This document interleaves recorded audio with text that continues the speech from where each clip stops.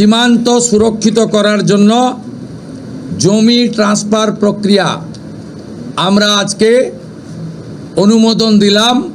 ভারতের পশ্চিমবঙ্গ আর বাংলাদেশের সীমান্তের যে অঞ্চলে কাঁটাতারের বেড়া নেই সেখানে বেড়া দেওয়ার জন্য বিএসএফকে ৪৫ দিনের মধ্যে জমি হস্তান্তরের সিদ্ধান্ত নিয়েছে রাজ্যটির নতুন মন্ত্রিসভা।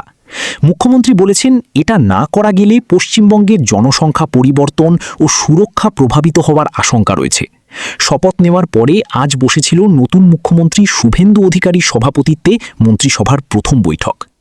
সেখানে সিদ্ধান্ত নেওয়া হয়েছে যে পশ্চিমবঙ্গে ভারত আর বাংলাদেশের মধ্যে থাকা আন্তর্জাতিক সীমান্তের যেসব অংশে এখনও কাঁটাতারের বেড়া নেই সেই বেড়া দেওয়ার জন্য বিএসএফের কাছে প্রয়োজনীয় জমি হস্তান্তর করে দেওয়া হবে ৪৫ দিনের মধ্যে।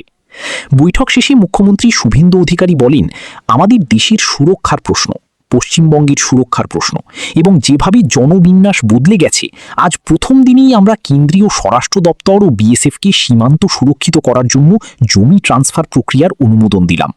ভূমি ও রাজস্ব সচিব এবং মুখ্য সচিবকে দায়িত্ব দেওয়া হলো।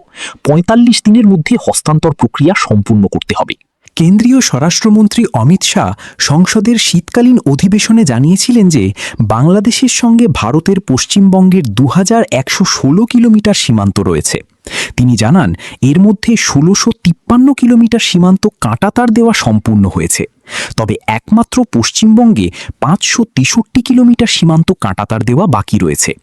ওই ভাষণে স্বরাষ্ট্রমন্ত্রী অভিযোগ করেছিলেন, তৃণমূল কংগ্রেস সরকার অনুপ্রবেশকারীদের সুরক্ষা দেওয়ার কাজ করছে। নির্বাচনী প্রচারকালে অমিত শাহের দফতর থেকে এক্স হ্যান্ডেলে লিখেছিলেন, পশ্চিমবঙ্গে সীমান্ত সুরক্ষিত করতে ৬০০ একর জমির প্রয়োজন, তা বিএসএফকে দিচ্ছে না মমতা ব্যানার্জি। বিজেপি ক্ষমতায় এলেই সেই জমি বিএসএফের হাতে তুলে দেওয়া হবে। এতে দুই দেশের মধ্যে সম্পর্কের অবনতি সহ অস্থিরতা তৈরি হতে পারে বলে মনে করছেন কূটনৈতিক মহল। News desk, last news BD.